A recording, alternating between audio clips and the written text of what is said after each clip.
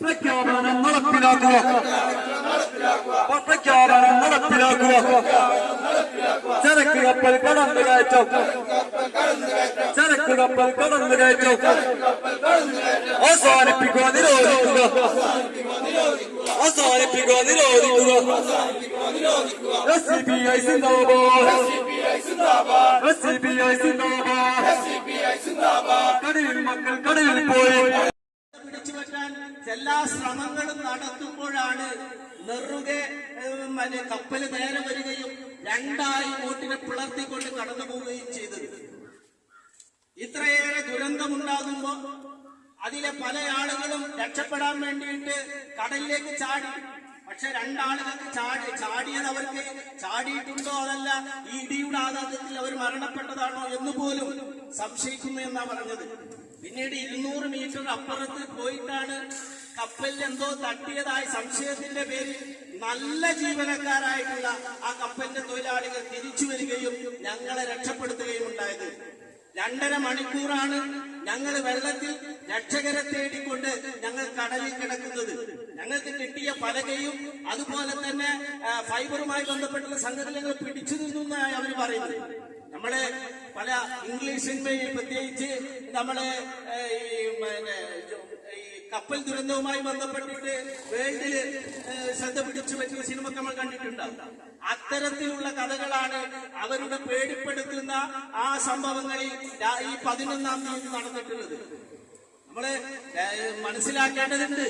കാരണം നമ്മൾ കേരളത്തിലടക്കം ഇത്തരത്തിലുള്ള ദുരന്തങ്ങൾ നിരവധിയാണ്. നേരത്തെ ഞങ്ങളുടെ നാട്ടിലുണ്ടായ ബോട്ട് ദുരന്തം, അത് ഈ മത്സ്യബന്ധനത്തിന് ഉപയോഗിക്കുന്ന ബോട്ടുകൾ ഉപയോഗിച്ച് അവിടെ യാത്രയുമായി ബന്ധപ്പെട്ടുണ്ടാക്കിയ ബോട്ട് ദുരന്തം.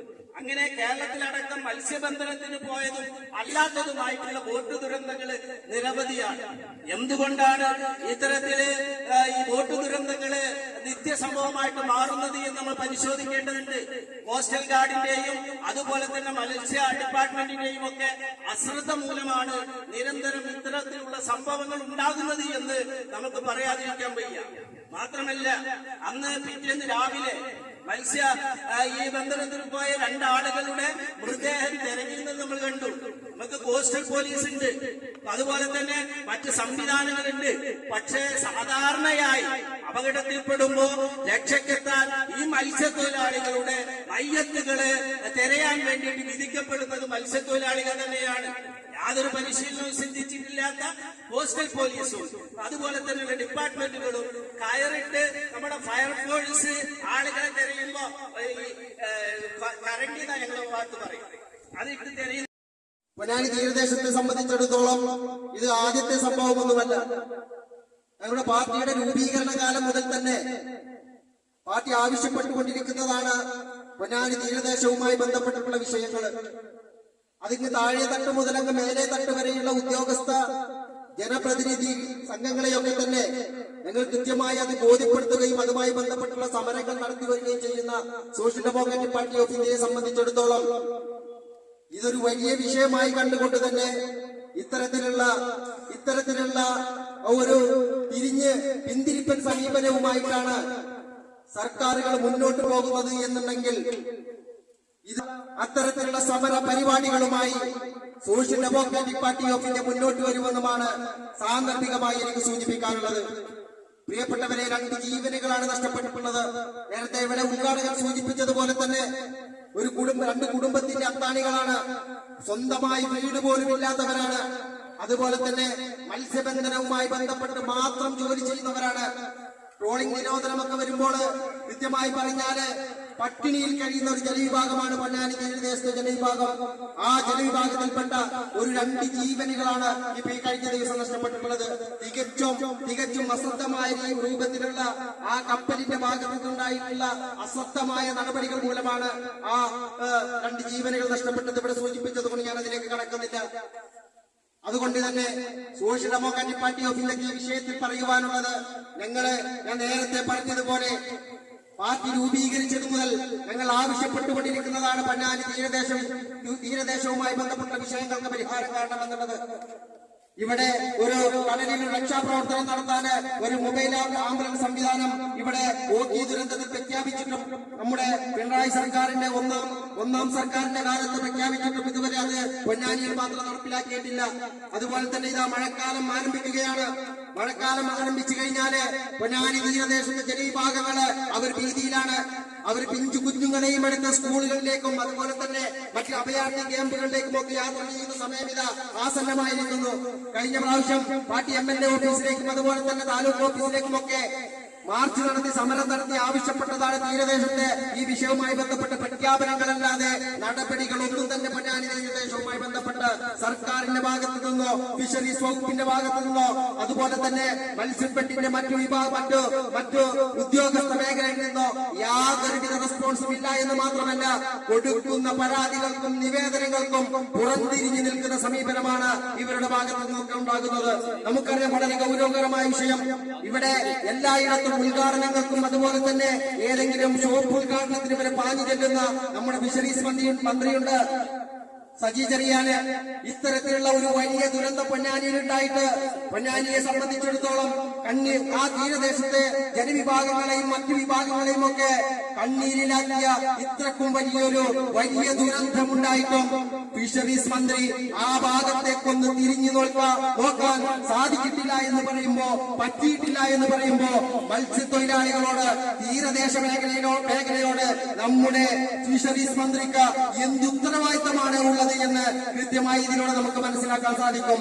അതുകൊണ്ട് ഫിഷറീസ് മന്ത്രിയോട് ഞങ്ങൾ ആവശ്യപ്പെടുന്നു, പൊന്നാനിയിലേക്ക് ഇത്തരം വിഷയങ്ങളുമായി പൊന്നാനിയിലെ ജനങ്ങള് സമരം ചെയ്യുമ്പോ അതുപോലെ തന്നെ മത്സ്യത്തൊഴിലാളികളുമായി വിഷയവുമായി ബന്ധപ്പെട്ട് പൊന്നാനിയിലെ തീരദേശ ജനവിഭാഗങ്ങള് ആവശ്യപ്പെടുമ്പോ അതിന് പുറംതിരിഞ്ഞ് നിൽക്കുന്ന സമീപനമാണ് ഫിഷറീസ് മന്ത്രിയുടെ ഭാഗത്തു നിന്ന് ഉണ്ടാകുന്നതെങ്കിൽ പൊന്നാനിയിൽ കാലത്തുന്നത് സോഷ്യൽ ഡെമോക്രാറ്റിക് പാർട്ടി ഓഫിന്റെ തടയുമെന്നാണ് ഈ സമരത്തിലൂടെ ഞങ്ങൾക്ക് ആവശ്യപ്പെടാനുള്ളത്. അതുകൊണ്ട് പ്രിയപ്പെട്ടവരെ, നമ്മുടെ നാടിനെ ഈ കണ്ണിയില്ലാക്കിയ ഈ വലിയ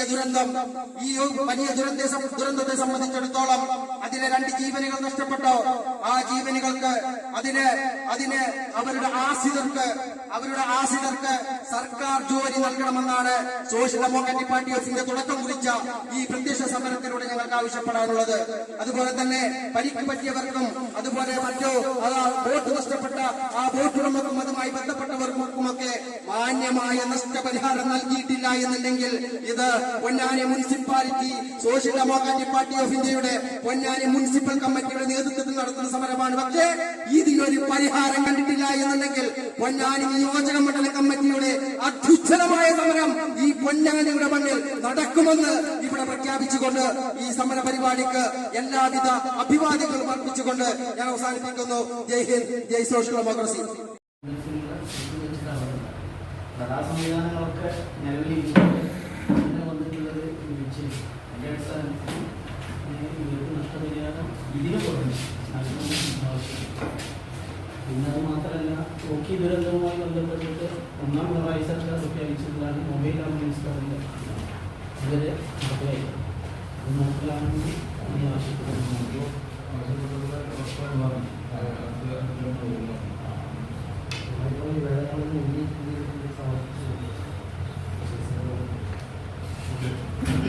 ആശുപത്രിയിലുള്ള ചെയ്യാറില്ല.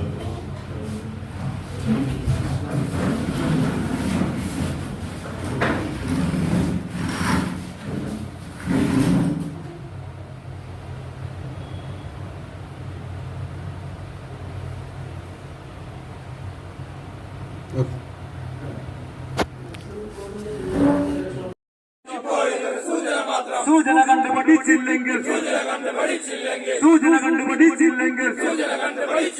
സമരത്തിന്റെ രൂപം മാറും. ആരാ പറയുന്നറിയാമോ?